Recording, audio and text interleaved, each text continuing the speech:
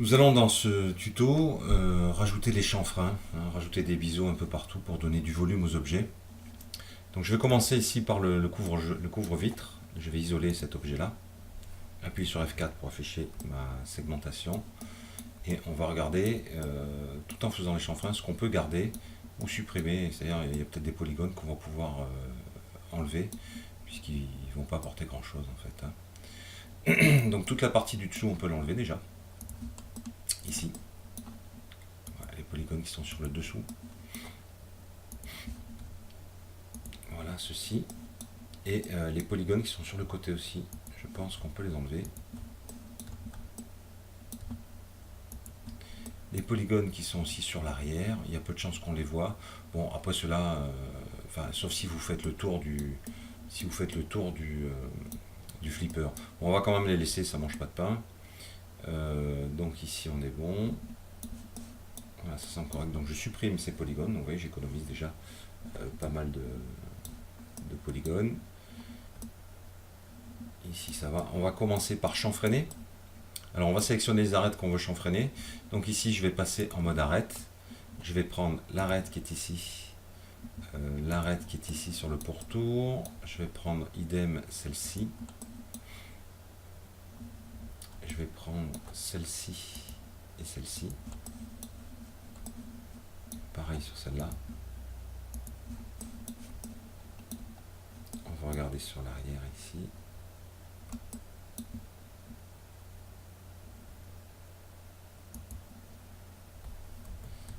J'attrape la petite qui est là.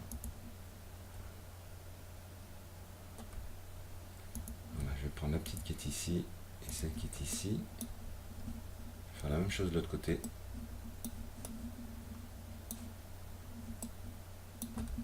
CTRL ça, CTRL ça. Et on va passer en mode chanfrein. On va faire un quad chanfrein. Et on va passer ici en 0,5 pour qu'il y ait un arrondi qui se fasse. Alors il se peut qu'il y ait des petites aberrations. Donc ce qu'on va faire déjà, c'est mettre le chanfrein à 0 et l'augmenter tout doucement comme ceci. Voilà. Voilà. Et ici, on va passer à 0,5, j'ai dit. Voilà. Donc logiquement, on n'a que des chanfreins quad. Donc ça ne devrait pas poser de soucis pour la version haute def. Donc je vérifie quand même un petit peu.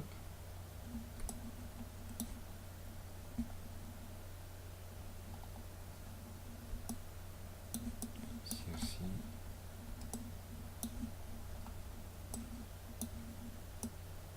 Ici aussi. Donc je valide cette valeur de chanfrein. Je regarde en mode ombré si tout va bien. Je vais juste rajouter un petit lissage de polygones.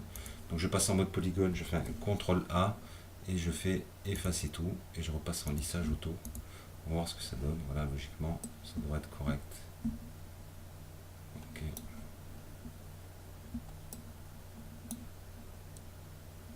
Peut-être quelques petites aberrations ici.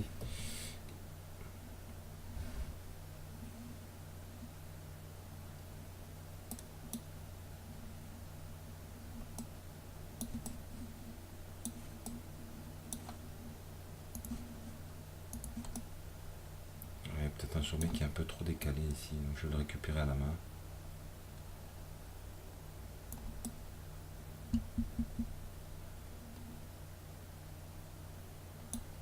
Ok, celui-là aussi, peut-être il demande à partir vers l'extérieur.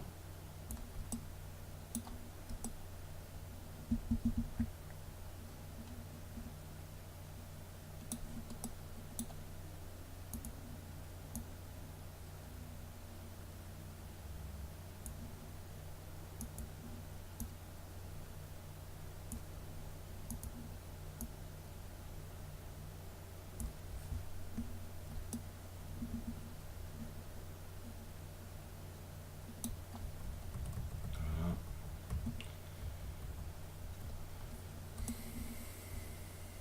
Je vais laisser comme ça. Allez, ok.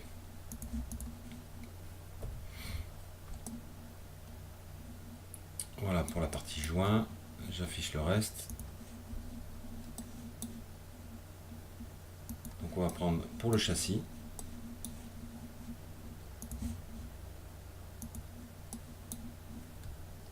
Donc je vais prendre les angles ici, peut-être les angles ici. Alors je vais passer en mode isolation pour vérifier que je ne fasse pas de bêtises. Donc là ils ont l'air assez seuls, donc là on est bon. Alors avant de faire ça, je suis obligé de faire ceci, c'est-à-dire que donner une épaisseur, parce que si je donne pas d'épaisseur à mon flipper, lorsque vous regarderez par la vitre, on va voir qu'il n'y a pas de côté. Donc si on voit qu'il n'y a pas de côté, ça risque de poser un souci. Donc première chose que je vais faire déjà, c'est prendre l'arête ici, l'arête qui est ici, l'arête qui est ici, ainsi que celle-ci. Voilà, et je vais tendre, enfin juste les deux arêtes, je vais tendre un pont. Voilà, pour obtenir ceci. Maintenant, avec ce pont, je sélectionne le polygone central, je vais faire une insertion ici, voilà, toute petite, voilà, que je valide, et je vais descendre, je vais extruder de façon négative. Alors pour l'instant, c'est le même problème, comme j'ai une pente ici, je vais extruder à 0 que je vais valider, et je vais descendre dans l'axe ici, descendre dans l'axe mon extrusion, ce qui permet d'avoir quelque chose vraiment dans l'axe et pas être normal à la surface sélectionnée. Du coup, moi ce qui m'intéresse, c'est la partie ici. Parce que lorsque vous allez regarder à l'intérieur, les polygones étant tournés dans le bon côté, vous allez voir de la matière.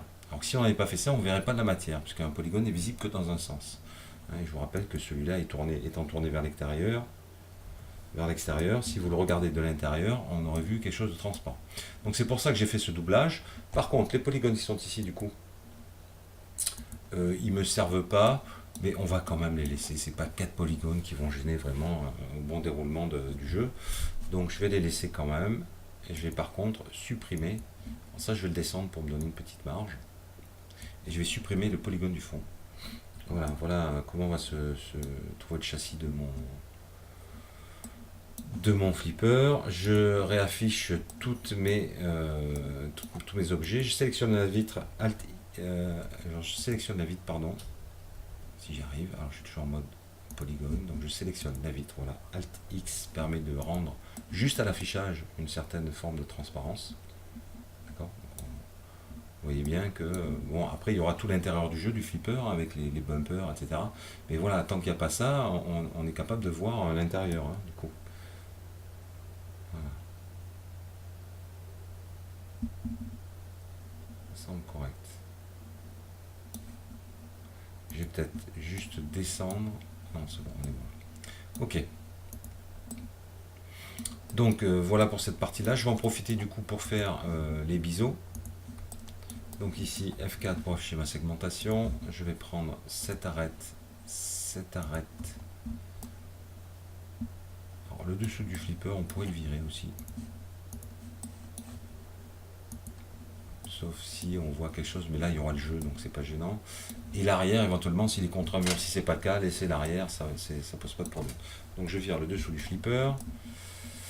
Ok, cette partie-là, je pense qu'il va falloir que je la cache aussi, sinon on la verra. Donc je vais prendre l'arête qui est là, contrôle l'arête ici, et je vais faire un pont. Ok. Ensuite, je vais prendre ici, donc les arêtes qui sont ici,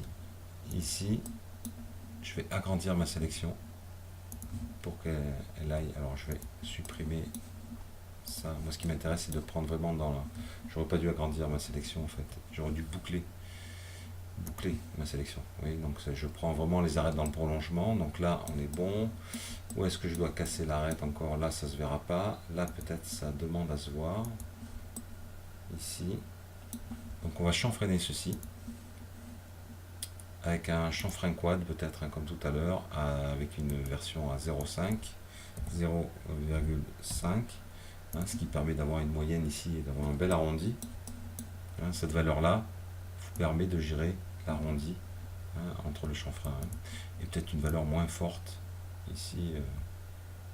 En maintenant Alt enfoncé, vous pouvez régler la valeur au millième. Donc là on est pas mal.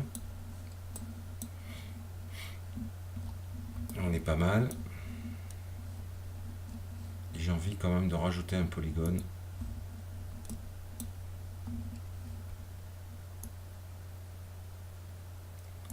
parce que j'ai peur que ça se voit pas en fait, que ça fasse trop carré.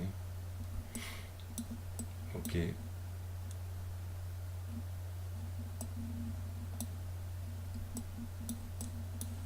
Je valide. Ici, alors rappelez-vous il faut surtout éviter les polygones à plus de 4 côtés. Donc je vais connecter ces deux sommets. Je vais les connecter. Voilà. Pareil pour ceci. Celui-ci. Et celui-ci. Connecté. À chaque fois je crée des polygones à 4 côtés. Hein. Pareil pour celui-ci, en fait il va falloir tous les connecter. Hein.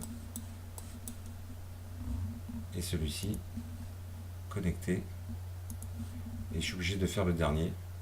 Du coup ça me rajoute 4 polygones supplémentaires, hein, mais bon, c'est le prix à payer pour avoir quelque chose de correct. Connecté, voilà, celui-ci sera très petit. Ok, derrière, ça, on peut le supprimer comme ça, on n'est pas embêté. Voilà, on n'est pas embêté avec un certain nombre de polygones. Donc là, on est à 133 polygones, 266 triangles, ce qui n'est pas énorme hein, sur le total. Ici, quand j'affiche, voilà, c'est sur mon objet total. Hein, ce qui n'est pas énorme. Ça peut vraiment être géré. On pourrait se payer le luxe de rajouter encore du poly. Hein. Donc là, ici, c'est bien.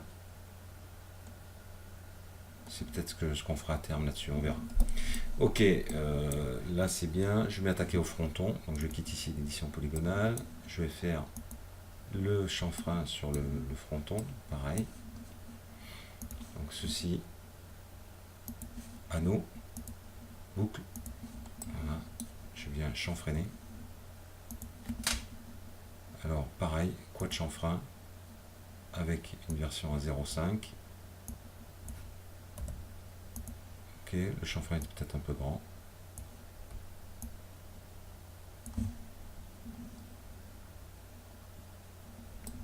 On a l'intérieur et l'extérieur. Hein. Voilà. Quand je vais valider, vous allez voir le nombre de triangles hein, qui va augmenter, bien évidemment. Je valide. Voilà, on est passé à 314 triangles, ce qui est largement acceptable. Je prends ceci que je boucle et je chanfreine, pareil, de la même façon. Avec une valeur peut-être moindre.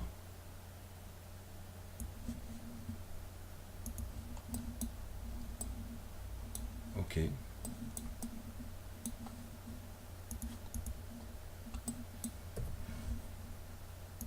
je vais mettre un lissage quand même sur les polygones. CTRL A. J'efface mon lissage polygonal, mon groupe de lissage. Et je fais un petit lissage auto. Alors je peux réduire le seuil de lissage. Hein, je peux passer à 25 degrés pour obtenir voilà, quelque chose de propre. Ici. Alors ce lissage je verrai sur Unity, hein, parce qu'il est capable de récupérer les informations de lissage des polygones. Il y a une option à cocher. Donc là c'est bon. Il me reste à faire les pieds. Donc mon châssis étant ici, hein, je vais hiérarchiser un peu les éléments entre eux, c'est-à-dire que moi ce qui m'intéresse quand je déplace le châssis verticalement, c'est que tous les objets suivent. Donc je prends ici l'outil de sélection et de liaison, je dis que ce fronton sera l'enfant de mon châssis, je dis que le couvre-vitre sera l'enfant du châssis et que la vitre sera l'enfant du couvre-vitre. Voilà, ça veut dire que quand je déplace le grand-parent, hein, voilà, tout le reste va suivre. Voilà. Donc moi ce qui m'intéresse c'est de pouvoir déplacer de 60 cm. Je suppose qu'un flipper se trouve à 60 cm du sol. Moi j'ai jeté un coup d'œil, hein. Voilà, je pense que la hauteur des pieds correspond à peu près à la hauteur du châssis. Donc ce qui ferait 60 plus 60, 1m20, ce qui me semble tout à fait correct hein, pour jouer au flipper. Donc ici, je vais élever lui de 60 cm dans les airs, donc je vais rentrer la valeur ici 60. Voilà. Je vais regarder que ça soit à peu près correct, ça fait peut-être un peu haut. Alors je vais le passer juste à 50 cm. Hein, ce qui donne la hauteur ici à 1m10, je pense que c'est correct, 1m10. Pour le bas ici, 1m20 pour la partie 1m60, 40, non 90 cm ici en fait, ça fait, si j'ai fait 50 ici il n'y a que 40 cm, rappelez-vous, donc ça fait 90 plus 1m20 derrière, donc c'est tout à fait correct. Ok. Je vais faire un pied rapidement. Ici, je vais prendre une boîte, hop, que je place comme ceci. Alors, si vous appuyez sur CTRL, Max va vous proposer une boîte à base carrée, ce qui va être assez intéressant. Et je vais modifier cette boîte. Là, je vais amener la boîte à peu près où doit se situer le pied. Voilà. Je vais réduire un peu peut-être sa longueur largeur. Donc on va dire que les pieds on va faire 5 cm par 5 cm. Hauteur 60 cm. On va voir ce que ça donne. On l'amène pile dans l'angle ici. Ok. On va le faire un petit peu. Oh non, ça devrait aller. Ok. Est-ce que ça fait pas trop épais? On regarde sur la photo. Ils ont l'air assez costauds, c'est des cornières assez solides. Hein. Donc ça me semble correct. Ici, voilà, j'appuie sur T, je passe en vue du dessus et je vais venir placer mon pied correctement ici. Voilà.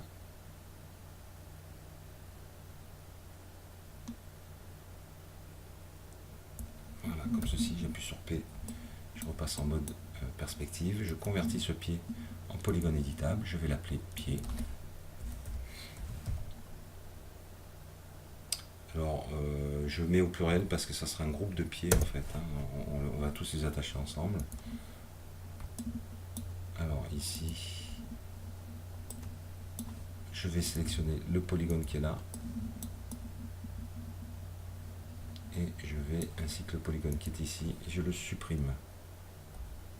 Voilà, comme ceci. Le polygone qui est en haut, je vais faire pareil, je le supprime pour l'instant. Et le polygone qui est en bas, je le supprime aussi. Voilà. Je vais prendre cette partie ici. J'appuie sur Shift et j'en fais une extrusion. Et je vais réduire ici. Dans ce sens-là. C'est juste pour donner un aspect esthétique au pied. Voilà. Parce que si on regarde l'image, on voit qu'en haut c'est plus petit qu'en bas. Hein. Ok, là on est bon. Donc c'est pour ça que j'ai rajouté cette ligne d'arête. Sur la partie basse, ce qu'on va faire, pour cette partie-là, on va s'arrêter. On va juste remonter un peu les arêtes du bas, un petit peu vers le haut. On va faire les pieds par la suite. Je vais donner une épaisseur. Hein, je quitte édition polygonale. Je donne une épaisseur avec le modificateur coq, ici. Alors, je donne une épaisseur intérieure cette fois-ci. Donc je mets l'extérieur à 0 et je donne mon épaisseur extérieure, comme ceci. Voilà, ça me semble correct. Parfait.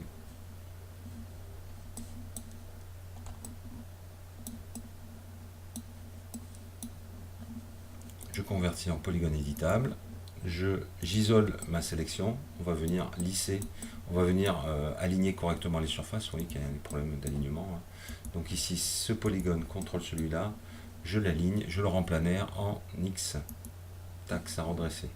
Celui-ci contrôle celui-ci. Je le rends planaire en Y. Et ça redresser mes surfaces. Voilà. Là, on est pas mal.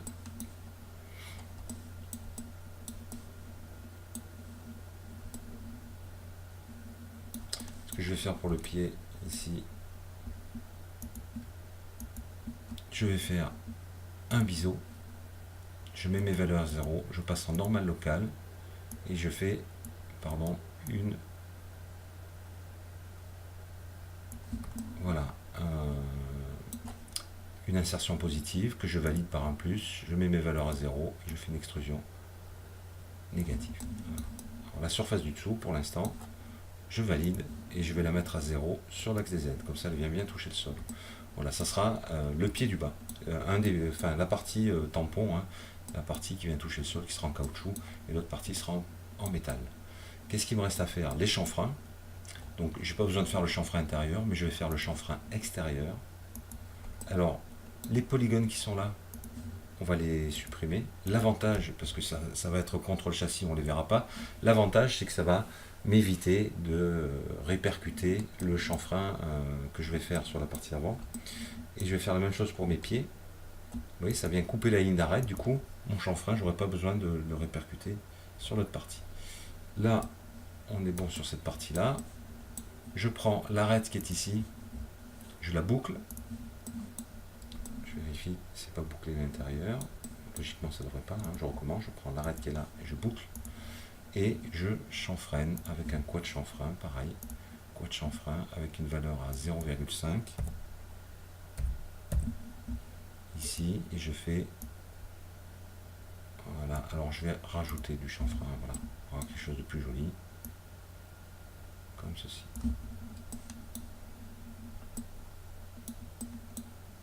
Ok.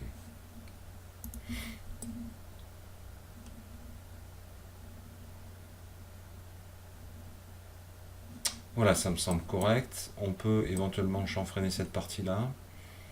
On peut le faire. Voilà, je vais prendre le segment qui est là. Je vais boucler cette arête et je vais chanfreiner de la même façon. Donc là, j'augmente drastiquement mon nombre de polygones. Hein. Mais on a la marge. Hein. C'est vraiment des petites modélisations. Donc alors ici, je vais juste repasser à 1. Ça devrait suffire. Voilà. Je valide. Voilà, c'est important qu'il y ait cette accroche de lumière pour vraiment donner du volume à l'objet. Voilà, ici je quitte l'édition polygonale, je quitte le mode isolation et je vais venir dupliquer cet objet. Voilà. Alors je vais en faire un miroir sur l'axe des X. Ok.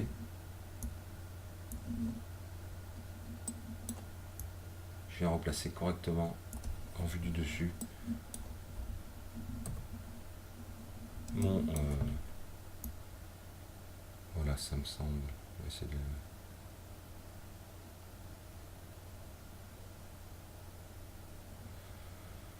Alors il doit être plutôt comme ceci, hein. Voilà. Ok. Alors, comme j'ai fait un miroir et que c'est propriétaire, l'outil miroir est propriétaire à max, on va quand même assurer le coup parce que ça m'est déjà arrivé qu'en production, dans Unity, bah, ils ne gèrent pas ce miroir et qu'ils me le mettent à l'envers en fait. Donc on va quand même contrôler le truc. Il y a une chose à faire, c'est faire Alt, vous appuyez sur Alt et clic droit et vous mettez geler la transformation. Oui, c'est-à-dire que bah, il ne va pas intégrer la transformation de miroir qu'on lui a donné dans la mémoire du polygone en fait, hein, dans les propriétés de l'objet. Donc il la remet à 0, logiquement ça ne devrait pas poser de soucis. On va quand même ensuite attacher voilà le deuxième pied. Voilà, on quitte. Là on est pas mal. Je peux faire la même chose, hein, je vais faire un miroir en Y, miroir en Y, et je fais une copie. Hein. Ok. Et j'ai fait du coup un miroir en Y de mes pieds. On va faire la même chose, Alt, clic droit, je les transformations, oui, et on va ramener les pieds en vue du dessus. On va ramener les pieds pour les placer correctement sur le châssis. Ça me semble correct ici. J'appuie sur P pour revenir en perspective. Il ne nous reste plus qu'à donner une texture différente aux pieds ici, donc je vais prendre une autre couleur. Voilà. Taper dans les verts un peu plus froids. Voilà, ok. On appelle ça pied.